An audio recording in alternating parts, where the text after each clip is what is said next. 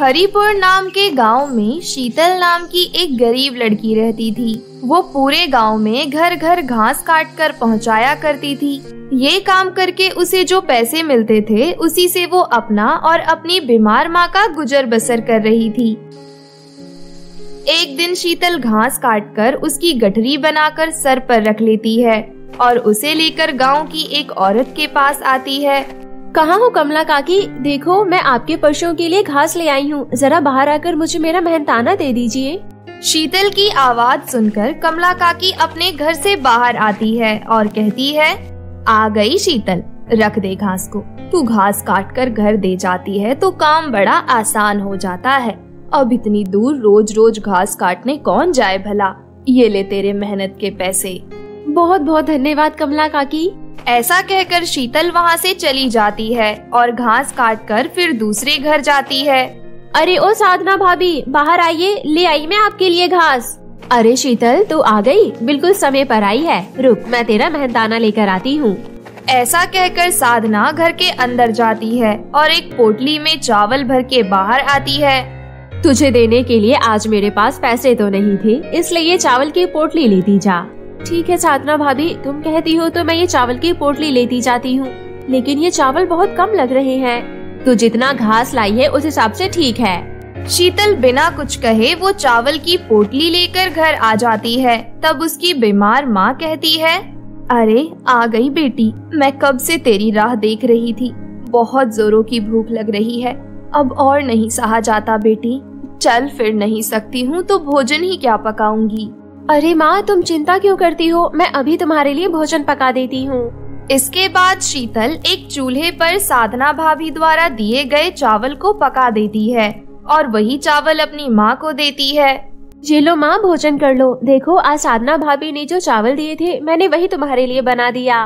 सारा खाना खाने के बाद शीतल की माँ कहती है, अरे वाह बेटी, चावल तो बहुत ही स्वादिष्ट बने हैं, लेकिन लगता है आज का सारा भोजन तूने मुझे ही दे दिया। रोज रोज ऐसा ही करती है तू, कहीं मैं भूखी ना रह जाऊं इसलिए अपने हिस्से का खाना भी मुझे दे देती है। कितनी अभागिन माँ हूँ मैं, बीमारी के कारण तुझ पर बोझ बन गई हूँ। हाय, हमारी ये लाचारी कब खत्म होगी, कब ऊपर वाले को हम पर दया आएगी। माँ तुम दुखी क्यों होती हो, देखना जल्दी सब ठीक हो जाएगा। अच्छा तुम आराम करो माँ, सो जाओ, रात बहुत हो चुकी है। इसके बाद दोनों गहरी नींद में सो जाते हैं। अगली सुबह होती है और शीतल फिर से घास काटने जंगल चली जाती है और लोगों के घरों में पहुंचाती है। दोपहर को जब थकी हारी शीतल घर आती है तो देखती है कि उसकी माँ जोर जोर से दर्द के मारे चिल्ला रही है और गांव के कुछ लोग उसके पास खड़े हैं। हे भगवान, सीने में कितनी जोर से दर्द हो रहा है, बहुत दर्द हो रहा है। लगता है मैं अब और नहीं जी पाऊंगी, बस अब और सहा नहीं जाता। ना जाने कैसा भाग्य पाया है मैंने। बेचारी जानकी काकी अपनी बीमारी के कारण बहुत दुख सहती है, ना जाने कब ऊपर वाला इसकी सुनेगा। आप शांत हो जाओ माँ, मैं अभी गाँव के वैद्य जी से आपके लिए दवाई लेकर आती हूँ, फिर देखना तुम तुरंत ठीक हो जाओगी। ऐसा कहकर शीतल भागते हुए वैद्य जी के घर की ओर जाने लगती है। तभी एकदम से बहुत तेज बारिश शुरू हो जाती है और शीतल भीगती हुई वैद्य जी के घर तक पहुंच जाती है और उनके घर का दरवाजा खटखटाने लगती है। दरवाजा खोलिए वैद्य जी, कोई है इस घर में, दरवाजा खोलिए। लेकिन शीतल के कई बार बोलने पर भी कोई दरवाजा नहीं खोलता। तब वहाँ पर एक बुढ़िया आती है और शीतल से कहती है, अरे कौन हो तुम, क्या तुम नहीं जानती इस घर में अब कोई नहीं रहता है। वैद्य जी अपने परिवार के साथ शहर चले गई है, चली जाओ यहाँ से, इस घर में कोई नहीं रहता। लेकिन मुझे तो वैद्य जी से अपनी माँ के लिए दवा लेनी थी, मेरी माँ की तबीयत ठीक नहीं है, अब मैं कहाँ जाऊँ, क्या करूँ? अगर ऐसा है तो तुम मेरे साथ चलो, यहाँ से थोड़ी दूर पर एक साधु बाबा रहते हैं, वो जरूर तुम्हारी कोई मदद कर सकते हैं।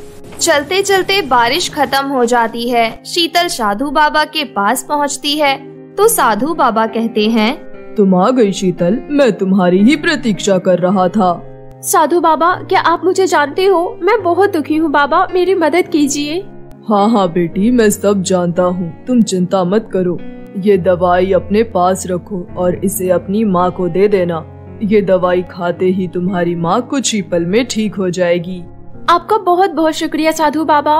ऐसा कहकर शीतल वापस अपने घर की तरफ आने लगती है।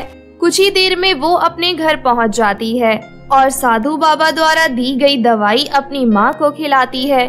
दवाई खाते ही शीतल की माँ अपने आप को बहुत स्वस्थ महसूस करती है और वो बिस्तर से उठकर खड़ी हो जाती है। अरे वाह माँ, तुम तो बिल्कुल ठीक हो गई। वाकई साधु बाबा की दी हुई दवाई ने अपना काम कर दिया। हाँ बेटा, देख अब मैं बिल्कुल ठीक हो गई हूँ। अब तो मेरे सीने में दर्द नहीं हो रहा। अब तो मैं चल फिर भी सकती हूँ। इसका मतलब साधु बाबा कोई साधारण बाबा नहीं बल्कि बहुत ही शक्तिशाली बाबा है। मैं फिर से उनके पास उनका धन्यवाद करने अवश्य जाऊंगी। अगली सुबह शीतल फिर से साधु बाबा के पास जाती है, जहाँ साधु बाबा अपनी ध्यान मुद्रा में बैठे हुए थे। आंखें खोलिए साधु बाबा, आपकी दी हुई दवाई सच में बहुत कमाल की थी। मेरी माँ बिल्कुल ठीक हो गई बाबा। शीतल की बात सुनकर साधु बाबा मुस्कुराने लगते हैं और कहते हैं, ये तो होना ही था। हमारी दी हुई दवाई अपना असर ना करे ऐसा हो ही नहीं सकता। अपनी कड़ी तपस्या से मैंने बहुत शक्तियाँ प्राप्त की है, लेकिन उसके बावजूद आज मैं बहुत परेशान हूँ। ऐसा क्यों बाबा? यहाँ से थोड़ी दूरी पर ही मेरी झोपड़ी है जिसमें मैं विश्राम करता था, लेकिन कल आए बारिश और आंधी तूफान ने मेरी झोपड़ी को तोड़ दिया है। मुझे समझ नहीं आ रहा अब मैं क्या करूँ।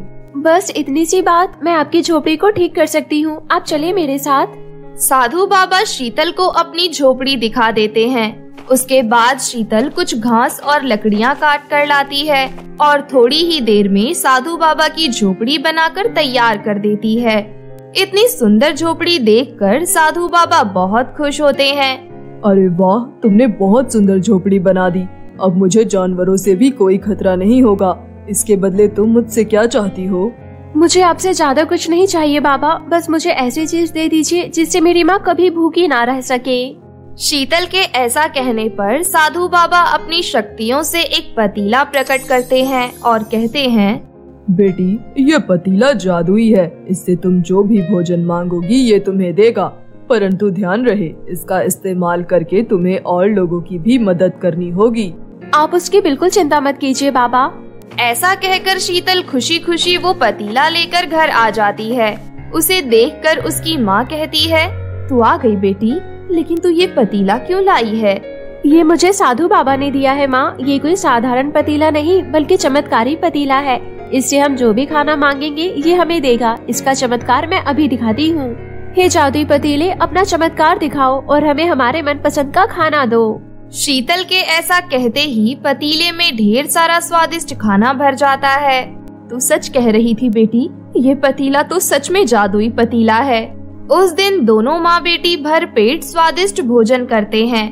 भर पेट खाना खाने के कारण उन्हें बहुत अच्छी नींद आती है और इस तरह अब उन्हें खाने पीने की कोई कमी नहीं होती, जिस वजह से शीतल की माँ की तबीयत भी ठीक रहने लगी। एक दिन गांव की साधना भाभी उनके घर आई और बोली, अरे जानकी काकी, घर में हो क्या? जरा बाहर तो आओ, आपसे कुछ काम है। साधना की आवाज सुन शीतल की माँ बाहर आती है। क्या बात है साधना, आज मेरे घर कैसे आना हुआ? घर में चावल खत्म हो गया है और मेरे पति भी शहर गए हुए हैं। एक पसेरी चावल मिल जाता तो आपका भला हो जाता। ठीक है, तू यहीं रुक, मैं तेरे लिए चावल लेकर आती हूँ। ऐसा कहकर जानकी अंदर चली जाती है। साधना की ताका झाकी करने की आदत थी, इसलिए वो खिड़की से अंदर झांकने लगती है। ऐसा करते हुए उसे जादुई पतीले के बारे में पता चल जाता है। अच्छा, बुढ़िया के पास जादुई पतीला है। अब मैं चावल का क्या करूँगी? मैं तो ये पतीला ही चुरा लूंगी। ऐसा सोचकर साधना बिना चावल लिए ही वहाँ से चली जाती है।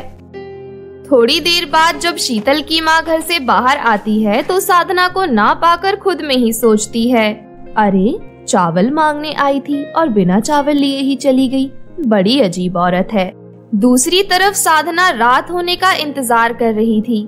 रात होते ही वो शीतल के घर जाकर उसका जादुई पतीला चुरा लेती है और अपने घर लाकर जादुई पतीले से कहती है, जादुई पतीले, मुझे ढेर सारा धन दौलत दो। इतना धन दौलत कि इस दुनिया का अमीर से अमीर आदमी मेरे आगे फीका पड़ जाए। मेरे घर में सोने के सिक्कों की बारिश कर दो। साधना के ऐसा कहते ही उसके घर में सोने के सिक्कों की बारिश होने लगती है और सोने के सिक्के टप टप करके उसके सर पर लगने लगते हैं। हे भगवान, इनसे तो मुझे चोट लग रही है। घर से बाहर निकल जाती हूँ। जब घर सोने से भर जाएगा तो दोबारा आ जाऊंगी। ऐसा सोचकर साधना जैसे ही घर से बाहर आती है, उसके घर में आग लग जाती है।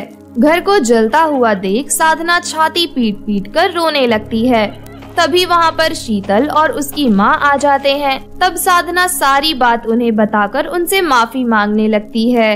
लेकिन साधना भाभी, हमारा पतीला तो हमारे घर में ही था। लगता है आपने जो पतीला चुराया वो पतीले की परछाई थी। आपके लालच के कारण आपको ये फल मिला है।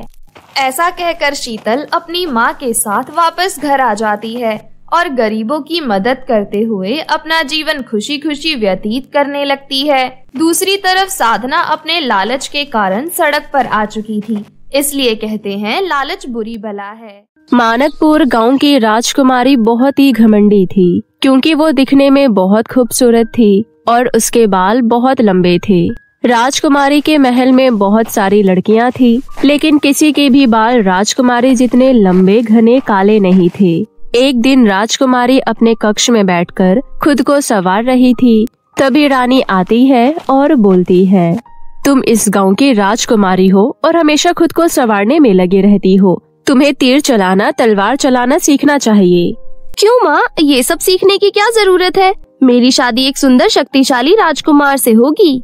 राजकुमारी में ये सब गुण होने चाहिए। मैंने भी शादी से पहले अपने पिता के घर में तलवार चलाना और तीर चलाना सीखा था। यहाँ तक कि मैं अपने भाइयों के साथ शिकार पर भी जाती थी। आप ये सब इसलिए करती थी क्योंकि आप मेरी तरह खूबसूरत नहीं थी। मैं खूबसूरत हूँ, इसलिए अपनी सुंदरता की देखभाल करना पसंद करती हूँ। अगर मैंने खुद की देखभाल नहीं की तो कहीं सांवली ना हो जाऊँ। तुमने तो ठान ली है कि कभी मेरी बात नहीं मानोगी। वैसे मैंने तुम्हारे लिए एक मन्नत मांगी थी, इसलिए तुम मंदिर जाकर पूजा कर लो और गरीबों में सोने के सिक्के बांट देना, फिर ये मन्नत पूरी हो जाएगी। ठीक है। थोड़ी देर बाद राजकुमारी अपनी कुछ दासियों के साथ मंदिर जाने लगती है, लेकिन तभी रास्ते में उसके पैर में रूखे सूखे बाल फंस जाते हैं। वो गुस्से में बोलती है, ये रूखे सूखे बाल किसके हैं? मैं अभी इसमें फंसकर गिर सकती थी। राजकुमारी, वहाँ देखो, पेड़ के नीचे एक साध्वी बैठी है। कहीं रूखे सूखे बाल उसके तो नहीं? राजकुमारी साध्वी के पास जाती है और बोलती है, ये अपने बाल थोड़े संभाल के रखो। अगर मैं अभी इनमें फंसकर गिर जाती तब बताती तुम्हें। क्या यही संस्कार दिए हैं तुम्हें तुम्हारे माता पिता ने? क्या किसी साध्वी से इस तरह बात करनी चाहिए? ना जाने तुम्हें किस बात का अहंकार है। मुझे अपनी सुंदरता और लंबे बालों का अहंकार है। मेरे बाल तुम्हारे बालों की तरह रूखे कांटेदार नहीं हैं। मेरे बालों को देखो कितने घने और मुलायम हैं।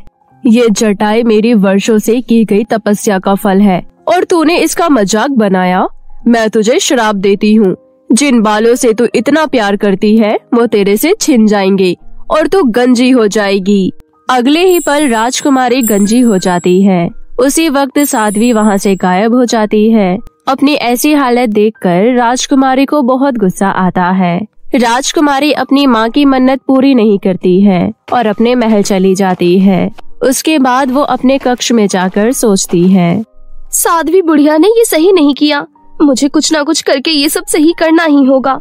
मैं एक बहुत ही सिद्ध जादूगरनी को जानती हूँ। मुझे उसके पास अभी के अभी जाना चाहिए। राजकुमारी सबसे चुपके जादूगरनी की गुफा में जाती है। जादूगरनी, एक साध्वी बुढ़िया ने मुझे श्राप दिया है, जिसकी वजह से मैं गंजी हो गई हूँ। आप ये श्राप खत्म करने का कोई उपाय बताइए।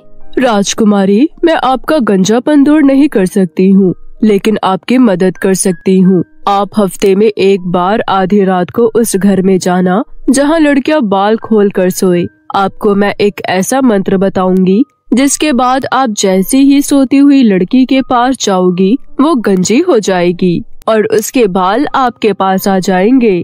ठीक है, मैं ये करने के लिए तैयार हूँ। लेकिन तुम इस बात का ध्यान रखना कि कोई भी तुम्हारे गंजेपन को ना देख सके। अगर किसी ने भी तुम्हारा गंजापन देख लिया तो तुम उसी वक्त भस्म हो जाओगी। ठीक है, मैं इस बात का अच्छे से ध्यान रखूंगी। आप मुझे मंत्र बता दो। उसके बाद जादूगरनी राजकुमारी को मंत्र बता देती है।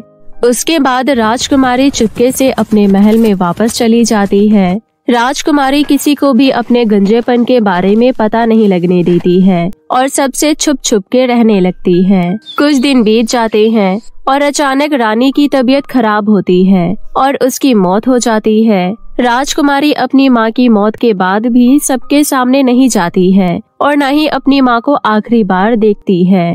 इस तरह कुछ दिन और बीत जाते हैं और एक दिन आधी रात को राजकुमारी कई घरों में ताक झांक करना शुरू कर देती है। तभी उसे एक घर मिलता है जिसमें एक लड़की खुले बाल करके सोई हुई थी। इतना ढूंढने के बाद मुझे एक घर मिल ही गया जहाँ खुले बालों वाली लड़की सो रही है। अब मैं इसके बाल अपने साथ लेकर जाऊंगी। राजकुमारी उस लड़की के घर के अंदर जाती है और जादूगरनी का बताया हुआ मंत्र पढ़ती है। अगले ही पल वो लड़की गंजी हो जाती है और उसके बाल राजकुमारी के पास आ जाते हैं। राजकुमारी बहुत खुश होती है और अपने महल वापस चली जाती है। अगली सुबह जैसे ही वो लड़की उठती है, अपना गंजापन देखकर रोने लगती है। 1 महीने बीत जाते हैं और राजकुमारी ने गांव की कई सारी लड़कियों को गंजा कर दिया था। उसी गांव की एक गरीब औरत की बेटी के साथ भी राजकुमारी ने ये किया था। उसकी बेटी बहुत रो रही थी। वो औरत उसे समझाते हुए बोलती है, मेरी बच्ची तो पूरी गंजी हो गई। पता नहीं इस गांव को किसकी नजर लग गई है। सारी लंबे बाल वाली लड़कियां गंजी हो रही है। तू चुप हो जा मेरी बच्ची, रो मत। मैं अभी मुखिया रमेश लाल के घर जाकर ये सारी बात बताती हूँ। आखिर उन्हें भी तो पता चले गांव में क्या चल रहा है। वो औरत अपने साथ कई सारी औरतों को लेकर मुखिया के घर जाती है। मुखिया जी, हमारे गांव की सभी लंबे बाल वाली लड़कियों के बाल अपने आप गायब हो रहे हैं। कल रात को मेरी बेटी ठीक ठाक सोई थी और सुबह हमने देखा कि उसके सर पर एक भी बाल नहीं है। बहुत लंबे बाल थे मेरी गुड़िया के। बेचारी का रो रो कर बुरा हाल है। उसे इस हाल में देखकर मुझे बिल्कुल अच्छा नहीं लग रहा है।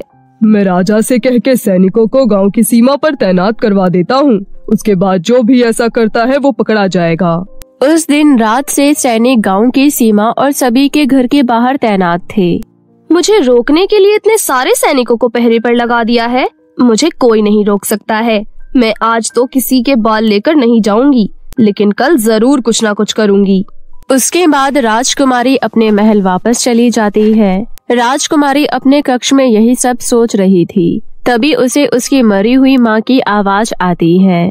राजकुमारी, मैं अच्छे से जानती हूँ ये सब तुम ही कर रही हो। माँ, ये तो आपकी आवाज है। हाँ, मैं तुम्हारी माँ ही हूँ। बेटी, साध्वी से माफी मांग लो और ये सब करना छोड़ दो। माफी मांगने से कोई छोटा नहीं हो जाता है। अगर तुमने माफी मांग लिया तो वो अपना श्राप वापस ले लेंगी।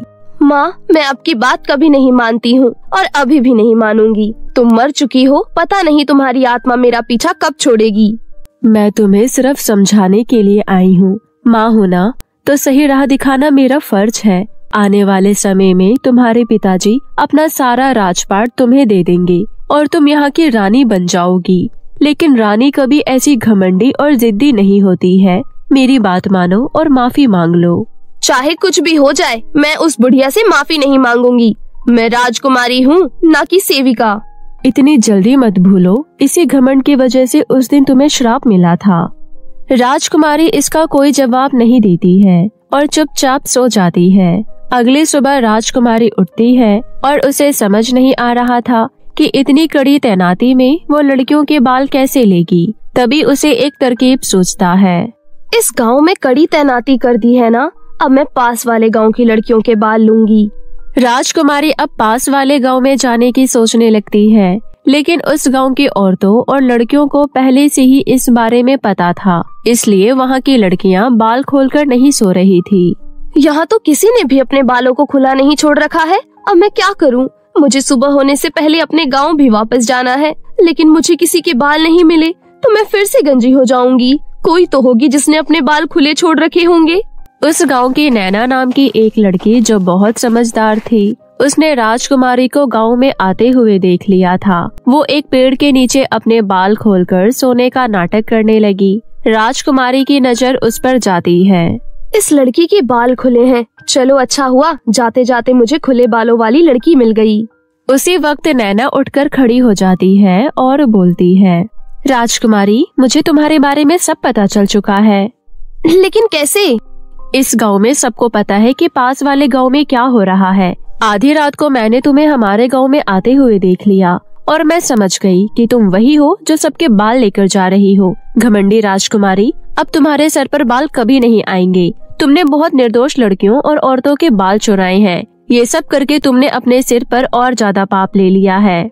नैना आवाज लगाकर गांव वालों को इकट्ठा कर लेती है और उसी वक्त राजकुमारी साध्वी के श्राप के अनुसार भस्म हो जाती है। राजकुमारी के भस्म होते ही उन सभी लड़कियों के बाल वापस आ जाते हैं जिनके बाल राजकुमारी ने चुराए थे। इस तरह हमेशा के लिए सब कुछ ठीक हो जाता है और गांव वाले फिर से पहले की तरह रहने लगते हैं। जादुई लिपस्टिक का झरना। दूर किसी गांव में साधना नाम की अनाथ लड़की रहती थी। साधना के माता पिता की कुछ साल पहले एक सड़क दुर्घटना में मृत्यु हो जाने के बाद वो बिल्कुल अकेली हो गई। किसी भी रिश्तेदार ने उसे सहारा नहीं दिया, इसलिए बेचारी साधना अपना पेट भरने के लिए फुटपाथ के किनारे बैठकर लिपस्टिक बेचा करती थी। जिस दिन उसकी 2-3 लिपस्टिक बिक जाया करती, उस दिन वो एक टाइम का खाना खा पाती थी। अगर उसकी लिपस्टिक एक भी नहीं बिकती तो उसे भूखा ही सोना पड़ता था। इस तरह कठिनाइयों से भरी जिंदगी साधना जी रही थी। ऐसे ही एक दिन हमेशा की तरह साधना फुटपाथ किनारे बैठकर लिपस्टिक बेच रही थी। मेम साहब, देखिए कितनी सुंदर सुंदर लिपस्टिक है। अगर आप इसे बड़ी दुकान से खरीदने जाएंगी ये आपको 100 रुपए की मिलेगी, लेकिन मैं आपको सिर्फ 50 रुपए में दे रही हूँ। प्लीज एक लिपस्टिक खरीद लीजिए। मैंने कल से कुछ नहीं खाया क्योंकि मेरी कल से एक भी लिपस्टिक नहीं बिकी। सुन लड़की, मैं तुझे फुटपाथ से लिपस्टिक खरीदने वाली नजर आ रही हूँ। मैं ब्रांडेड लिपस्टिक खरीदती हूँ, तुम जैसे सड़क छाप लड़की से नहीं। लोकल लिपस्टिक नहीं खरीदती। अगर तूने 2 दिन से कुछ नहीं खाया तो मैं क्या करूँ? इस तरह साधना को दुत्कार कर वो औरत वहाँ से चली गई। साधना को बहुत तेज भूख लग रही थी, इसलिए वो बहुत देर तक तेज धूप में लिपस्टिक बेचने बैठी रही, लेकिन कोई भी उसके पास लिपस्टिक खरीदने नहीं आता। ये देख साधना बहुत उदास हो गई। तभी साधना की नजर सड़क किनारे रखी एक सूखी रोटी पर पड़ी। उस रोटी को देखकर साधना सोचती है, मुझे बहुत जोरों की भूख लग रही है, क्यों ना मैं इस सूखी रोटी को खा लूं। मुझे नहीं लगता कि आज भी मेरी एक भी लिपस्टिक बिक पाएगी। मुझे रोटी खा लेनी चाहिए, कम से कम मेरा पेट तो भर जाएगा। ऐसा सोचकर साधना सड़क किनारे पड़ी रोटी को उठाने जा ही रही थी कि तभी एक औरत अपनी बेटी के साथ उसके पास आई और बोली, सुनो लड़की, ये लाल रंग की लिपस्टिक कितने की है? मेरी बेटी लाल रंग की लिपस्टिक खरीदने की जिद कर रही है। मैंने बेटी को कहा कि मैं उसे ब्रांडेड लिपस्टिक दिला देती हूँ, लेकिन ये कह रही है इसे यही लिपस्टिक खरीदनी है। बोलो कितने की है? उस औरत की बात सुनकर साधना खुश होते हुए बोली, मेम साहब, ये ज्यादा महंगे नहीं है, सिर्फ 50 रुपए की ही है।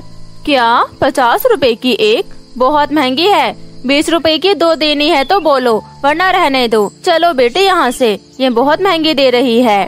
तभी साधना सोचती है, चलो कोई नहीं, 20 रुपए में 2 लिपस्टिक दे देती हूँ, कम से कम कुछ खा तो पाऊंगी, नहीं तो मुझे सड़क किनारे पड़ी हुई सूखी रोटी खानी पड़ेगी। ऐसा सोचकर साधना 20 की 2 लिपस्टिक दे देती है और जो उसे पैसे मिले उन पैसों से खाना लेकर वो घर जा ही रही थी कि तभी साधना को रास्ते में एक रोता हुआ बच्चा मिला।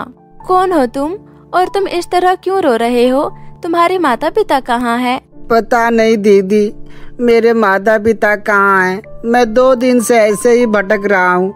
मैं अपनी चाची के साथ रहता था, लेकिन उन्होंने मुझे अपने घर से निकाल दिया।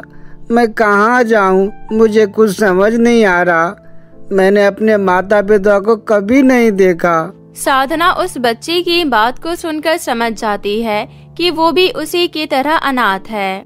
कोई बात नहीं, आज से तुम मेरे साथ रहना। आज से तुम मेरे छोटे भाई हो। तुमने 2 दिन से कुछ नहीं खाया है ना? चलो मेरे साथ मेरे घर पर, मैं तुम्हें खाना खिलाती हूँ। ऐसा कहकर साधना उस बच्चे को अपने साथ घर ले आई और जो खाना साधना ने अपने लिए खरीदा था उसमें से जरा सा खुद खाती है और बाकी खाना उस बच्चे को खिला देती है। खाना खिलाने के बाद साधना उस बच्चे से पूछी, आज से तुम मेरे भाई हो, लेकिन तुमने अभी तक मुझे अपना नाम नहीं बताया। तुम्हारा नाम क्या है? दीदी, मेरा नाम चिंटू है। दीदी, आप बहुत अच्छी हैं। आपने मुझे पेट भर खाना खिलाया। चाची के घर में तो सिर्फ एक बार ही खाना खाने को मिलता था। वो मुझसे सारा दिन भर नौकरों की तरह काम करवाती थी। एक दिन मैंने उनका काम नहीं किया तो गुस्से में आकर मुझे घर से निकाल दिया। दीदी, वो मुझे बहुत मारती भी थी। ऐसा कहकर चिंटू रोने लगा। तब साधना उसे चुप कराते हुए बोली, नहीं मेरे प्यारे भाई, अब तुम्हें रोने की जरूरत नहीं। तुम्हारी बड़ी दीदी है ना, मैं तुम्हारा पूरा ख्याल रखूंगी। अगले दिन से साधना सुबह जल्दी उठकर लिपस्टिक बेचने निकल पड़ी। अब पहले की तरह साधना फुटपाथ पर नहीं बल्कि गली गली जाकर लिपस्टिक बेचने लगी। लिपस्टिक ले लो, मेरे पास हर कलर की लिपस्टिक है। इतनी सस्ती लिपस्टिक आपको कहीं नहीं मिलेगी। 20 रुपए की एक है। एक बार अपने होठों पर लगाकर देखिए, आप बहुत ही सुंदर दिखने लगेंगी। इस तरह आवाज लगाते हुए साधना गली गली जाकर लिपस्टिक बेच रही थी। शाम होने तक साधना की कुछ लिपस्टिक बिक गई। मिले हुए पैसों से खाने का सामान लेकर घर जाती है। इसी तरह साधना अपना और अपने छोटे भाई का लिपस्टिक बेचकर पालन पोषण कर रही थी। समय बीत रहा था। एक दिन साधना की सारी लिपस्टिक खत्म हो गई। साधना ये सोचकर चिंता में पड़ गई कि अब घर का गुजारा कैसे चलेगा। वो कमरे में उदास बैठी हुई थी। तभी चिंटू उसके पास आया और बोला, दीदी, क्या हुआ? आज आप लिपस्टिक बेचने नहीं जा रही हैं? आप इतनी उदास क्यों बैठी हुई हैं? क्या बात है, मुझे बताओ। तुम्हें क्या बताऊं मेरे प्यारे भाई, मेरी सारी लिपस्टिक खत्म हो गई है। अब मेरे पास और पैसे नहीं हैं कि मैं ढेर सारी लिपस्टिक खरीद कर उन्हें बेच सकूं। अब हम दोनों क्या खाएंगे? लिपस्टिक बेचकर ही तो हमारा गुजारा चल रहा था। लगता है अब भीख मांगकर गुजारा करना पड़ेगा। नहीं दीदी, हम भीख नहीं मांगेंगे, आप लिपस्टिक ही बेचना। मगर कैसे? मेरे पास तो एक भी रुपया नहीं है लिपस्टिक खरीदने के लिए। दीदी, आपको पता है, जब आप लिपस्टिक बेचने जाती थी तब मैं खेलने जंगल में जाता था। दीदी, आपको पता है, जब आप लिपस्टिक बेचने जाती थी तब मैं खेलने जंगल में जाता था। तब मैंने वहाँ एक झरना देखा। झरने से बहुत सुंदर सुंदर लिपस्टिक बह रही थी। ये देखकर मैं दंग रह गया। हमें चलकर वहाँ देखना चाहिए दीदी। क्या सच में तुमने वहाँ लिपस्टिक का झरना देखा? चिंटू, तुम मुझे उस झरने के पास ले चलो। चिंटू साधना को लेकर उस झरने के पास गया। साधना ने झरने की ओर देखा। झरने से बहुत सुंदर सुंदर लिपस्टिक बह रही थी, जिन्हें देखकर साधना भी दंग रह गई। अरे वाह, सुंदर सुंदर रंग के इतनी सारी लिपस्टिक, ये तो झरने से गिरकर नदी में जा रही है। ऐसा नजारा मैंने पहले कभी नहीं देखा। साधना ऐसा कह रही थी कि तभी झरने से आवाज आई, मैं जादुई लिपस्टिक का झरना हूँ और मैं ये सारी लिपस्टिक उसे ही देता हूँ जो नेक दिल और ईमानदार होने के साथ साथ दूसरों की मदद भी करते हैं। तुम मुझे अपनी कोई एक अच्छाई बताओ जिससे किसी का भला हुआ हो, तभी मैं अपनी जादुई लिपस्टिक के झरने से तुम्हें बहुत सारी लिपस्टिक लेने दूंगा, वरना तुम्हें खाली हाथ वापस लौटना पड़ेगा। जादुई लिपस्टिक के झरने की बात सुन चिंटू रोने लगा। फिर रोता हुआ जादुई लिपस्टिक के झरने से बोला, जादुई झरना, आपको पता है मेरी दीदी कितनी अच्छी है। मैं उन्हें रास्ते में भूखा प्यासा मिला था। इन्होंने मेरी देखभाल अपने सगे भाई जैसी की है। साधना दीदी थोड़ा बहुत खाकर मुझे भरपेट खाना खिलाती है। मेरी दीदी बहुत अच्छी है। क्या आप इनकी ये अच्छाई जानकर इन्हें जादुई लिपस्टिक के झरने से ढेर सारी लिपस्टिक दोगे? चिंटू की बात सुनकर जादुई लिपस्टिक के झरने को उसकी बात पर विश्वास हो गया। साधना, तुम बहुत अच्छी लड़की हो। तुमने एक अनाथ बच्चे की मदद की, इसलिए मैं तुम्हें अपनी जादुई झरने से ढेर सारी लिपस्टिक देता हूँ। उससे तुम्हारी सभी दुख परेशानी दूर हो जाएगी। जादुई लिपस्टिक के झरने की बात सुन साधना खुश होकर जादुई झरने का धन्यवाद कर ढेर सारे लिपस्टिक लेकर घर लौट आई। सभी लिपस्टिक बहुत ही सुंदर थी। इसलिए उसकी सभी लिपस्टिक तुरंत ही बिक गई। कुछ दिनों बाद लिपस्टिक बेचकर उसके पास ढेर सारे पैसे इकट्ठे हो गए। फिर उसने अपनी एक कॉस्मेटिक की दुकान खोली और सबसे ज्यादा साधना की दुकान की लिपस्टिक ही सब जगह फेमस थी। साधना की कॉस्मेटिक के शॉप के सामने एक बहुत बड़ी कॉस्मेटिक की शॉप थी। उस दुकान की मालकिन सपना नाम की एक औरत थी।